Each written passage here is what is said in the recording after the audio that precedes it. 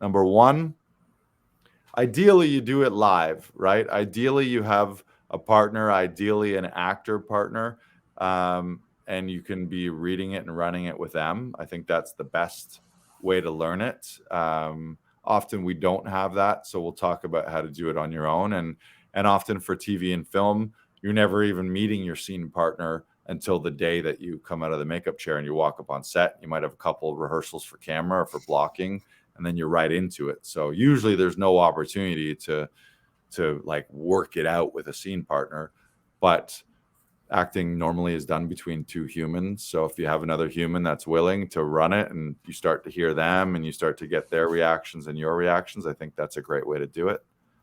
Brandon? Um, Now, for me, working and rehearsing is a very private situation for me. So I usually don't work with a partner when I'm first starting to work on my lines. So what I will do is I will go through and cover my lines and read out the other person's lines and then hit my cue, if that makes sense. Does that make Yeah. sense? Yeah. And because I am a very visual person, that gives me a clear image of the page in my mind. And that helps me bring it into my body. And I know the cue, I know what I'm sort of looking for, but it also allows me the opportunity to read how I think the other person would say it. And then when it differs, when I'm in rehearsal with another person, I allow that to change how I'm doing things, because I don't want to get into a rhythm of how to say something, because then I am endowing something with a performance rather than working on it and then letting the performance affect me in the moment. Right. Yeah, that's a great note. With all of these, you never want to lock in, and it's got to be in you, but then the idea when you're performing on the day, whether it's on stage or on camera, is that you're a real live human being in that real life situation. And most times in life, we haven't pre-planned and rehearsed how we're going to respond Mm-mm. because we can't, because we don't know what the other person's going to say. So it's that idea of then remember to forget, remember to be in the moment. And you're right. I'm the same with you. Like I say, find a partner and read it with them, but you don't need that at all. So if you're like, oh, I don't have anyone around, and maybe this isn't shouldn't even be number one. Maybe the time is personal, because I'm the same way as well. I like to have spent a good chunk of it time on my own before I am fully doing it live. And that's Mm-hmm. just so I can make my choices and explore it. Really, if rehearsal is like being in a sandbox and you're exploring Mm-hmm. and you're playing and you're making discoveries and saying things different ways, then that's your private time. And all of this, the reco that we've been given is say your lines 250 times. And if you're like, man, that's a lot, yeah, because that will remove all of those imposter syndrome and doubts and nerves. And if you're wondering how to do that, you can go on to Amazon and you just get one of these door clickers. And literally, you can be walking around your apartment or go for a walk. And just every time you complete the monologue or the scene, just snap one off. Mm-hmm. And then that makes it very quantitative as well. So if you decided, like, okay, I got a week to do this, I want to do 250. Let's say I got 5 days that I can rehearse, then that means I got to do it 50 times on those 5 days, rather than just being like, oh, I'm going to rehearse for a little while. It's Mm-hmm. like you actually know. And I know when I was doing this, when I was in New York, it felt tedious after a while, but it also felt great. Like I'd be getting up there and be like, oh, 35, 40, 45. And you're like, fuck, I'm putting in some reps. And it Mm-hmm. starts to build, it does really build your confidence. Um, and you feel great. And at the end of it, you're like, you actually know what you did. Cause I think a lot of the times we think we're rehearsing it a lot, but we're doing it like 5 times or 10 times. And Yeah. we're like, oh man, I just spent half an hour rehearsing. I also find the first little while, it's like it does take a lot of focus and attention and concentration. And sometimes, like, you'll start into rehearsal and then you'll get distracted and your mind will wander, or you'll hear something or your phone will ding. Yep. And you're starting these rehearsals, but you're constantly getting distracted. So having something where you don't click the button until you get all the way through helps drill in that focus and that concentration, and really just make sure that you're putting in the work. Mm-hmm. All right, number 2. Number 2. Rehearse while doing an activity. So again, it's not just memorizing it up in your head, to quote unquote memorize the lines. It's you got to learn the scene, and acting is head, heart, hips. It's got to get in your body. We're physical people. On the day, you want to be like, by the time you get to performance, like Shakespeare says, suit the action to the word and the word to the action. And you'll get that by getting physical with your body. So start with some actions and some movements and secondary actions, like on set when you go the scene. If the scene's set in the kitchen, maybe your character is making lunches, or they're doing the dishes, or they're setting the table, or they're working out, or they're going for a run, or they're mopping the floor, or they're building a deck, or they're mowing the lawn, all of these extra things.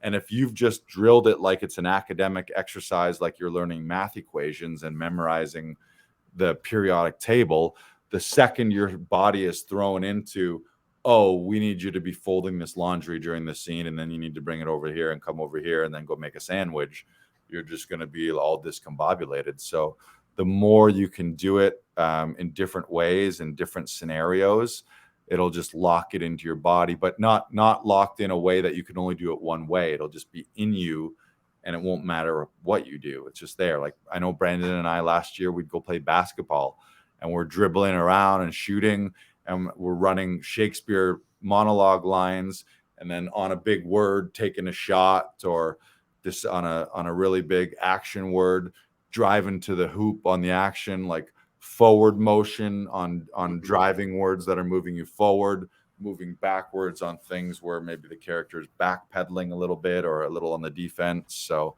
it's figuring out some of those motions. I know in our Alexander class, we deal a lot with pushing motions and pulling motions. So getting your body into that, and you can work the text that way, where it's just push on some words, pull on some words, and the other one is grabbing something like a giant net and throwing it and watching it land like it's a net of words that you're throwing to capture someone, or to land your idea on them, or to pull someone into your thoughts or into your world, or to push someone away from you, depending on the dynamics of the scene. All of that movement stuff will really help sink it in. Is that similar to Chekhov's psychological gesture? Yeah, I think so. Okay. Yeah.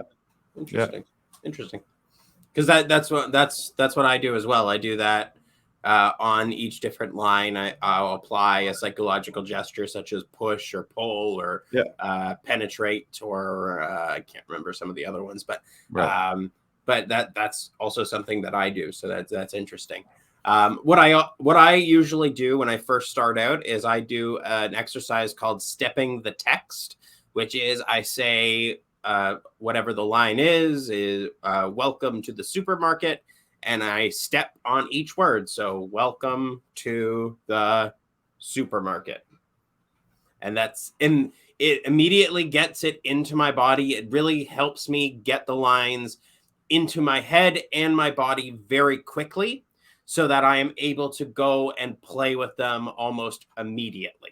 It is something that I have done for years when I was going to the University of Windsor and working with Gina Laurie Riley, who is a fantastic movement coach. She is huge in the Commedia dell'arte community, and she taught me that exercise, and I have used it almost every day since learning it. It is something I always go back to. Doing it with the dishes as well is also very helpful. As Tom likes to say, when you arrive on set, there's going to be a million things that are going on, and you have to be able to adapt to those different environments when you're working on the day. So doing these exercises will really, really help you with that, so that you're able to do whatever is needed and necessary on the day to make sure that you are ready and present.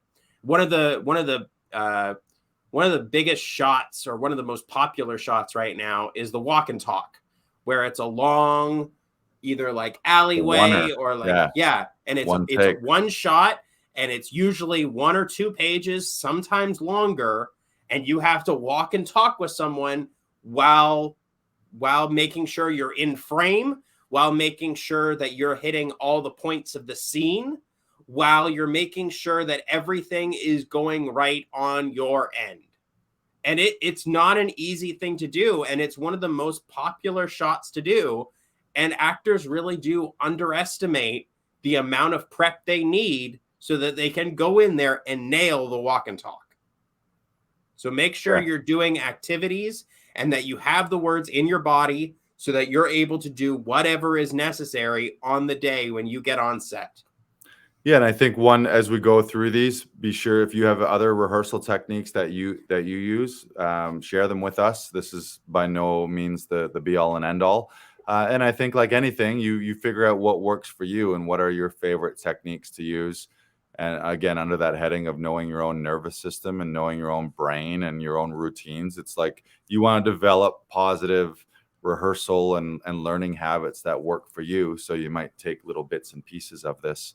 Yeah. And then again, like Brandon said, is so that you can do it any which way. So you want, like, you basically learn it. You can do it upside down, backwards, forwards, left, right. Like you can do it any which way because you just know it inside out. And then, and maybe even you know it so well that you know the other character's line. So like your scene partner's like line, and you know exactly where you are.